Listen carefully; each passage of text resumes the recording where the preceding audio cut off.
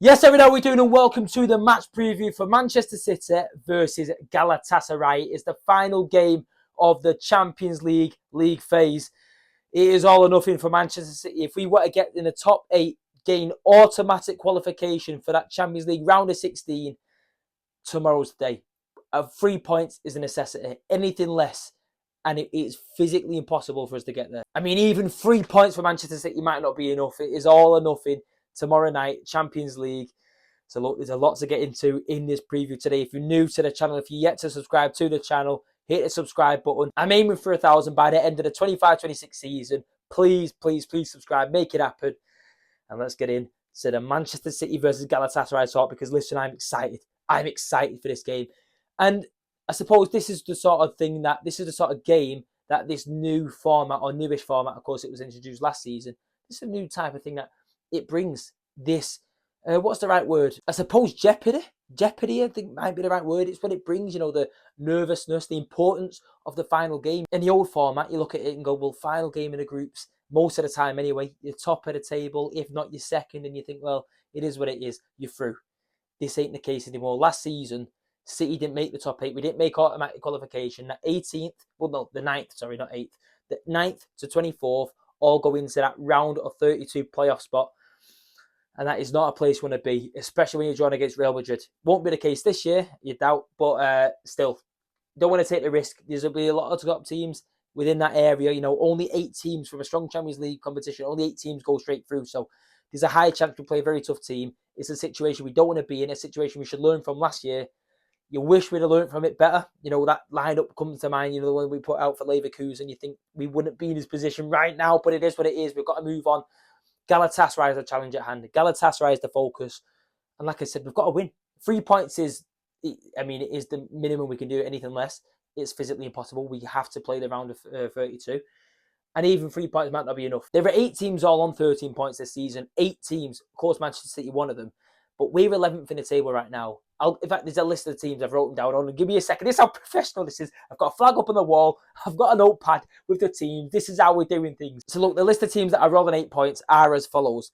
It's PSG, Newcastle, Chelsea, Barcelona, Sporting Lisbon, Atletico Madrid, Atalanta, and of course Manchester City, like I said, 11th position. It is all tight up there. It is tight. There's 2 teams even on 14 points. Let me get it back. I've got them noted down as well. I should have just listed it before. Sorry, it's 1 team on 14. Spurs are on 14 points. Real Madrid and Liverpool both on 15. So them 3, to be fair, could even be dragged in. If any of them teams lose, they could drop out. They probably would drop out. They will drop out, to be fair. You'd expect to anyway. So, listen, there's a chance. There's a relatively decent chance you'd expect. Of course, if City win, it is still in the other hands of the other teams to, results to fall in our favour. But we don't need a huge amount of results to fall in our favour. Newcastle and PSG do play each other, so that's at least one team dropping points. I'm not going to do all of the maths in here because I could go on forever. There's a lot of different ways, a lot of different scenarios, a lot of different teams that could drop points and how it could fall for City to possibly go up and finish in the top 8. But the point is, we need to win. We need to win, and we need a couple results to fall in our favour, which you would expect to happen. But you would expect City to need to win by maybe a few goals. The issue is, like I said, there's that big group of teams that are all on 13 points, but we're near the bottom of it because of the goal difference. Our goal difference isn't brilliant. The games we've been winning have only been by 1 or 2 goals. We've not been blowing teams away like we were in previous seasons. So, yeah, it's a big game. But again, that's exciting. Like I was saying at the start, this is what the new format brings. You either love it or you hate it. As a Manchester City fan, we could probably sit here and go, well, it ain't ideal for us, is it? Because look at the position we were in last season, look at the position we're in now. It's a little bit frustrating, but if you're an Arsenal fan, a Madrid fan, a Bayern Munich fan, you're loving it. You know what I'm saying? Like, it is what it is. If that was us up there, if we'd have beaten Leverkusen, if we'd done better in Bodo, I'd be there going, I love this new format. That it makes for a great viewing for all these other teams that are dealing with it. Well, we're one of them teams dealing with it, so I don't like it. You know what I'm saying? But as a fan who's going to the game, as a fan with a ticket, especially with it being a home game as well, I don't mind it all that much because, as I said, in previous seasons, when you go to the final game of the groups and it's just nothing to play for, I'm not saying it's a chore because going to a game isn't ever really a chore, but it's not one that you're biting your nails like thinking, oh my God, I can't wait to see it. This has now been made a huge game and one that I'd expect the Etihad to be rocking for. I know the atmosphere has been pretty poor this season. Like, it's just a way of it. Wolves, I thought we'd be rocking for Wolves, to be fair, and it was flat as you've probably seen it this season. But we've got to be up for it.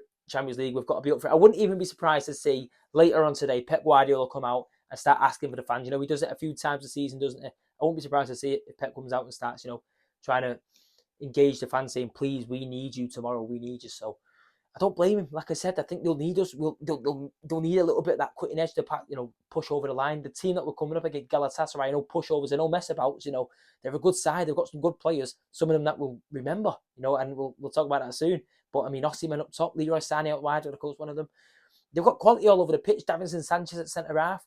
Like, yes, City should be beating them, but they won't be a pushover. Even in this year's Champions League, the last game I watched them against Atletico Madrid, one of the teams on the same amount of points as us, and they held their own. They got a draw there. They fought. They were an aggressive side.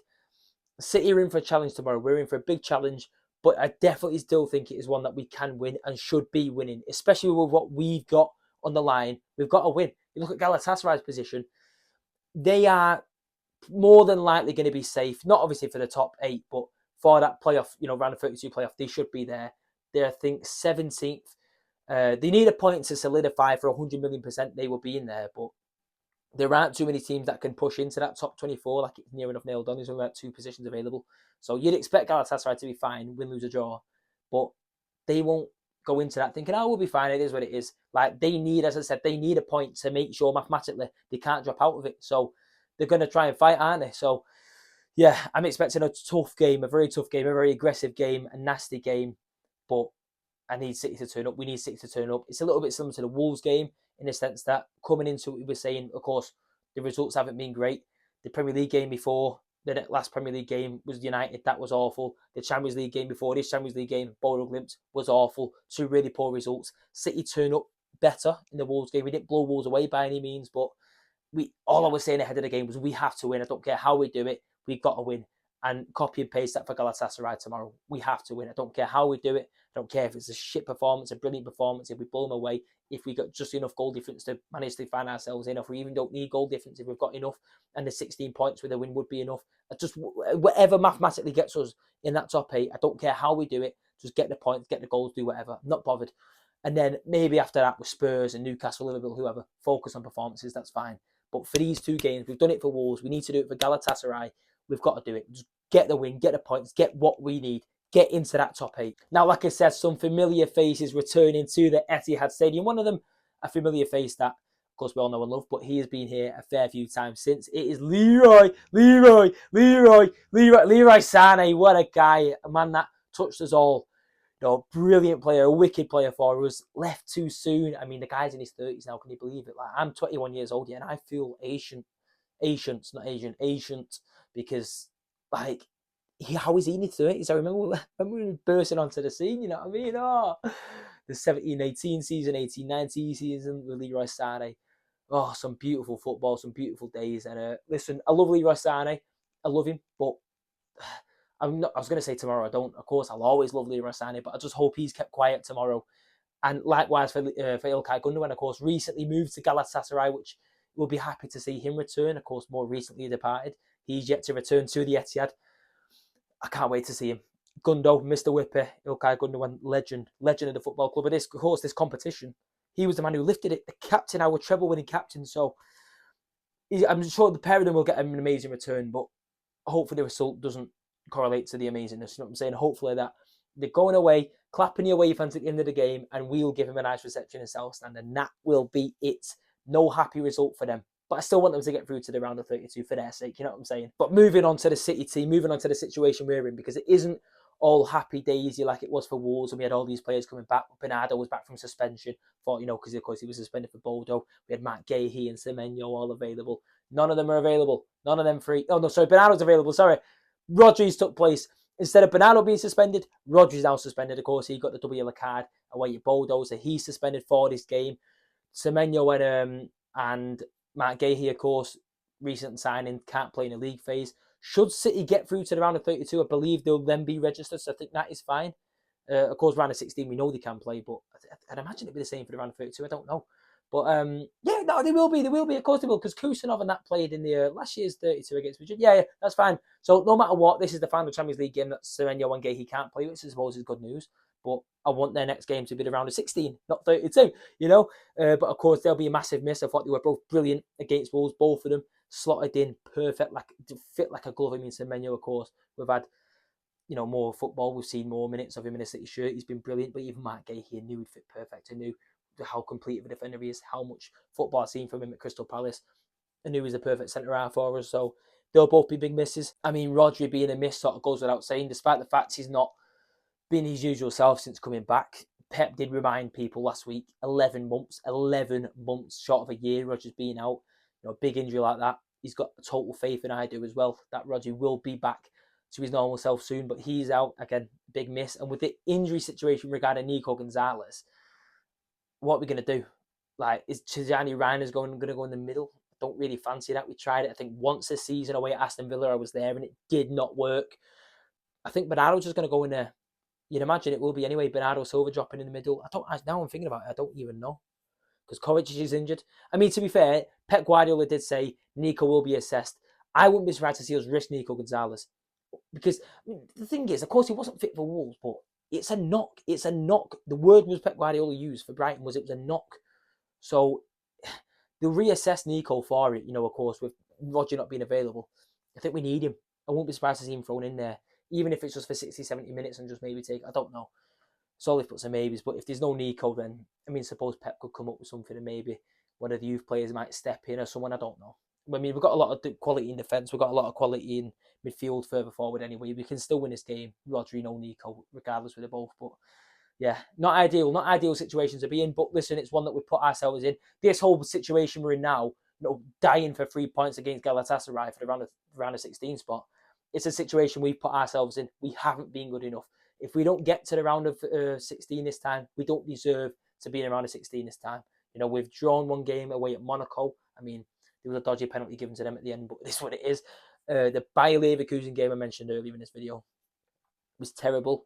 And I think, to be fair, that is one, I don't blame Pep often for anything. I really don't. But that is one that I think Pep can definitely hold on his shoulders and say, listen, that was my fault. When you made 10 changes, remember that? That was ridiculous. And then Bodo, that wasn't on Pep. That was just the players putting in a very poor performance. So if we don't make it, it's our own fault. It's us not deserving it. But I hope we do. I really hope we make it. And I think we can. Even with the players not available, even with that long injury list, the long absence list, we can still do this. We can still do this. Come on, City. And you know what? Since I finished talking about that injury list and the players available and unavailable, here is the team that I would put out for Galatasaray. This would be my starting 11 for tomorrow night's game. I think a good enough team. I've got to note it down. A good enough team to get a result there. But hey, we'll see what happens. In goal, it will, of course, be Gianluigi Donnarumma. I mean, listen, if City had a won against Leverkusen, had a win against Bodo, and this was a game where there was nothing to play for, I think Trafford would have probably got the nod. But hey, it is what it is. We've got Newcastle coming up soon. Trafford can play then. Right back, Mateus Nunes, of course, son we didn't have a Bodo. He is fit. He was brilliant against Wolves. Have him starting on the right back. And I'd have Ryan Aït-Nouri at left back. And if you're thinking, what? Nico O'Reilly was brilliant midweek. Just patience. Two centre-halves, Kusanov and Nathan Ake. I think a game like this, the tenacity, the aggression, just the ruthlessness within the Galatasaray side. Like I said, what I seen from them in that Atletico game, I thought, oh no, this ain't the game for Max Alane. This is not the game for Max Alane. The past couple of games I've seen from Max Alane, despite the fact that I thought he still has been decent for City since stepping in. He's tried his best, and that's what we can ask for. Against United, against Bodo, he looked nervy on the ball. He looked a little bit worried when he was giving it away, a little bit sloppy. And Osimhen would eat him for breakfast if that was the case. If Osimhen smelt fear in him, he'd be punished. So I just wouldn't risk it. I think then the experience of Nathan Ake could be useful in this situation. So Ake and Kusanov at the back, I think probably the right thing to do. Moving into the midfield, and this is why I said I played Ryan Aït-Nouri at left back. It's because Nico O'Reilly for me should go in that midfield. If you want a bit of size, especially if there is no Nico Gonzalez, and for the sake of me thinking that he's a big doubt, I'm just going to bite the bullet and choose a team without Nico Gonzalez. However, if Nico Gonzalez is fit and available to play, you put Nico O'Reilly at left back and you take out Ryan Aït-Nouri. I'm giving a substitute here, but for the sake of the team and Nico not being there, Nico Gonzalez, there's two Nicos, aren't there? Sorry. For the sake of Nico Gonzalez not being there, this is my team with Nico O'Reilly in midfield. I think he gives us that size, that presence. He's defensively good. We've seen it at our left back as well. I know he hasn't got the position nailed like Nico Gonzalez, and he's definitely not got the experience on the head of a Rodri. I think he can hold his own in there. As I said, the size, the aggression that he's got, he's a fighter. He's a fighter, you know what I mean? He's got that side to him. So I'd have Nico O'Reilly in there with Bernardo Silva and Phil Foden. Of course, Phil Foden was dropped, wasn't he? He was dropped for the game against Wolves. And I mean, he came off the bench. I wouldn't say he made much of an impact, really. But that second half, to be fair, the entire City attack wasn't exactly firing worthy. So I think there's an opportunity to hopefully Phil. That's what I was saying a lot ahead of the game when people were saying, oh, that's Phil out the team, oh, that's Haaland out the team now. I feel like dropping them could have a positive reaction, you know, the professionals, their egos on him in a positive way, you know what I'm saying, what they think of themselves. Like, them thinking, well, you're dropping me, well, I'll go and prove to you, I'll go and show you. So if we start Phil Foden, who has notoriously been good for Manchester City Champions League nights, the amount of times we have seen him smiling at the end of the game with that Man of the Match award, I'd start Phil. I know it might be a little bit unpopular, with the form he's been in, the form that some other players have been in. But I like Tijani Reinders, I really do. And if he does start him, then you're not going to hear any complaints from me. But I just feel like I'd rather Hill for this game. I don't think Tijani Reinders exactly blew me away in the Wolves game, you know, when he was given the opportunity. However, someone that did was Omar Mamouche, and he will start. But he will start with Erling Haaland, and then on the right, I'll go Ryan Cherky. Now, I'm going to explain what's happening. Of course, Ryan Cherky, put him wherever you want, Phil, whatever, they could do, just roam about as they always do. That's fine. Have him playing. I want both Mamouche and Haaland playing. Even in that game against Wolves, the thing was, oh, okay, we're dropping Haaland for Mamouche. But I felt like a lot of that Wolves game, we've seen Mamouche so much on that left-hand side. I think it was more or less Semenyo on the right, Mamouche on the left, and Ryan Cherky down the middle for a lot of it, of course, playing in the 10, the false 9, up front for even like, they sort of all, and as we know City attackers do all the time anyway, they sort of just all mangled together, rotated together, and sort of free roamed it all, the entire attack. And we know, we've seen it countless times anyway, this dropping Haaland for Mamouche, they can play together. Like, they can play together. Like, you know what I'm saying? They've done it before, they've worked well before. Mamouche on that left-hand side is effective. Mamouche playing just off Haaland's effective. Mamouche is a brilliant footballer. He stepped in really well against Wolves. I'm hoping Pep seeing that. And I mean, he said he was impressed with the performance. He said he was happy with his goal. I'd like to see him start again. And if it isn't against Galatasaray, maybe against Spurs, I don't know. But I would like to see Mamouche start. But I think it would be absolutely insane to drop Erling Haaland. Yes, I know he's not been firing at the minute. But, you know what I mean? It's a bad patch. It's a bad patch. His goals are going to come. And with a game with this importance, with the mentality, with the way that Haaland feels about this competition, I mean, the Champions League anthem is his ringtone. His morning alarm. It's played every day for him in his head. He'll be thinking of it. He'll probably wake up in the morning, have his Weetabix, and there's that many Champions League match balls like lying about in his room because how many hat-tricks he's scored in his competition. It hopefully fires him up and think, you know what, I'm going to add to that collection tonight. I'm going to get one. I'd be starting Haaland. As then copy and paste from what I said for Phil Foden.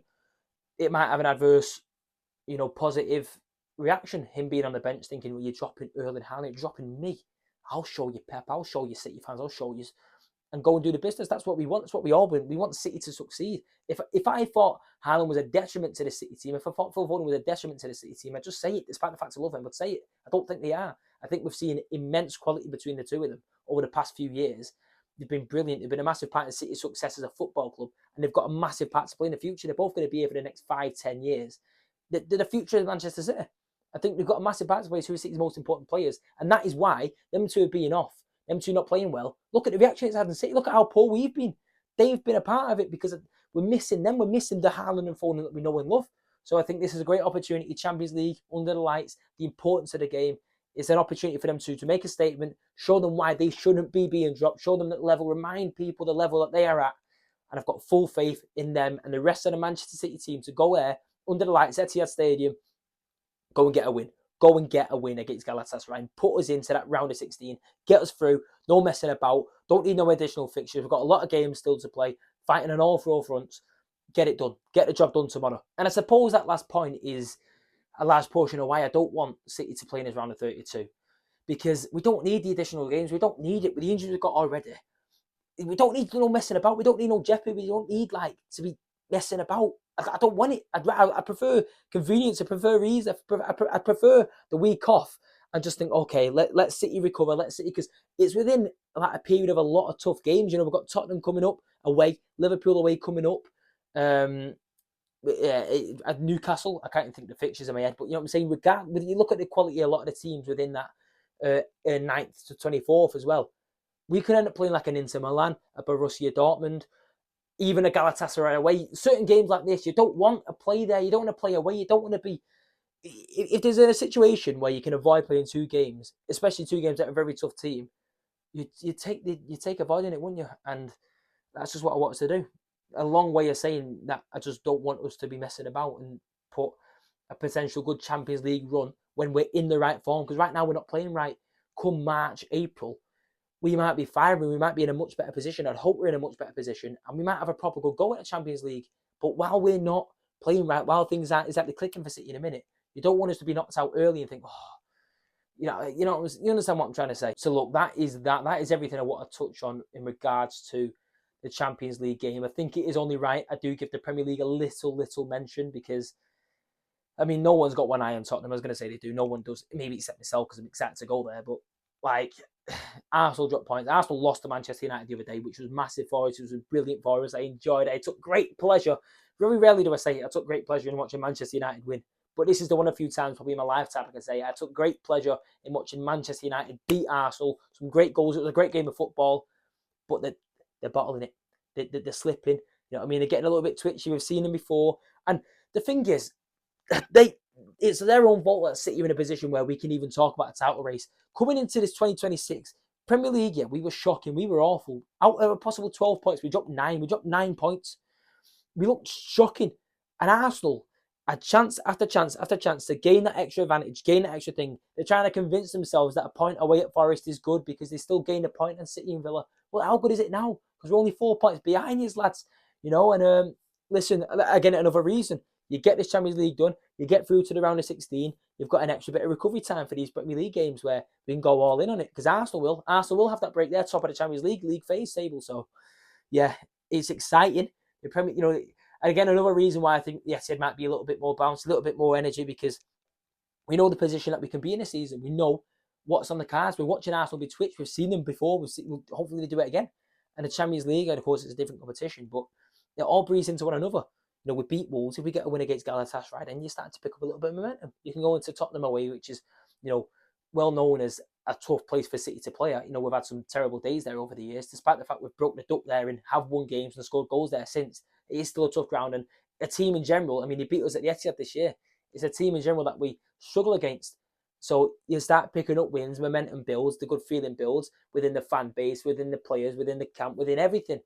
And next thing you know, we're getting on one of them streaks. And you understand what I'm trying to say? I feel like, anyway, it's exciting. That's the point of it. It's exciting. But one game at a time, one job at a time, one everything at a time. Focus on Galatasaray for tomorrow.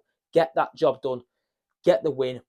I mean, it's going to be a manic day, a crazy day. But yeah, and I just hope the service is working at the Etihad because I'm going to be on flash score. I'm going to be on my phone refreshing the score. Our Atletico doing our and doing. How's PSG Newcastle? I'll be there refreshing. Hey, check your phone. Hey, have you seen the scores? Like, so I hope the service, please, whoever the service person is at Etihad, please sort it out, get it sorted. Just share me a Wi-Fi password, staff Wi-Fi. I'll only use it for that one game. You know what I'm saying? Just sort us out. Or have it on the boards at all times, please, because we're going to need to be doing a lot of mental mathematics. So please, just please, sir. I'm getting worked up now thinking about it tomorrow. We've got to win. We're going to win. Put ourselves in a good position. And yeah, no messing about. Let's get the job done. Of course, with it being a home game, like I've already said in this video, I'm going to be there. Looking forward to it. I mean, even for the away fans, the Galatasaray fans, you'd imagine. I mean, they've got a good reputation.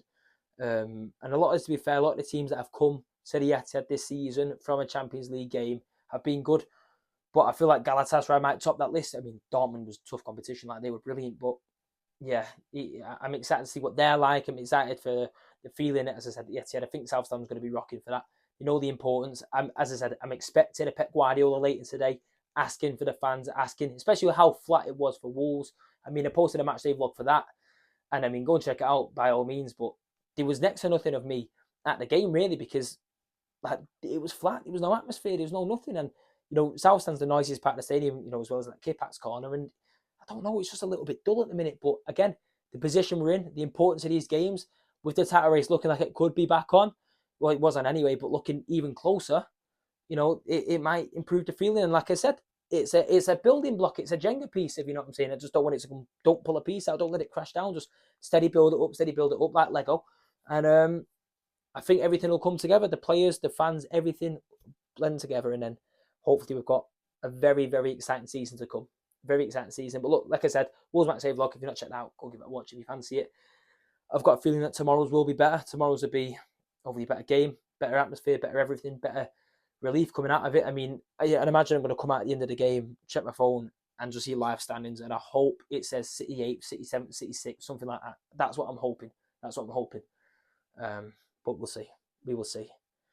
Thank you for watching. I feel knackered. I feel exhausted after watching. I mean, this isn't like that long for a match. I mean, normally my previews are post-match reviews. You're touching over half an hour, aren't you? And I mean, this is just under half an hour, but I feel exhausted. I feel more exhausted after this than I do the other games. You know what I'm saying? I feel tired for the game already, but you know what I mean? It's just a lot of, I don't know, a lot of something, a lot of feeling, a lot of nervousness coming into this game. But yeah, nervous, or what is it? Pressure makes diamonds, something like that. And we don't have the Bosnian diamond, these at Schalke in a minute, but we can make an Egyptian diamond in my wish. I don't know, I'm just talking shit now. Look, thank you for watching. Hit the thumbs up if you enjoyed. Let me know your thoughts on the game ahead of the game in the comments. Subscribe to the channel if you're new. I don't know why I'm being so slow with this. And yeah, tomorrow I'll see you again for the match day vlog tomorrow night, where the title will be something like, Manchester City qualify to the top, in the top 8, or Man City qualify for the round of 16 after a brilliant win against Galatasaray. Hey! Anyway, yeah, thanks for watching. Come on, City. Come on.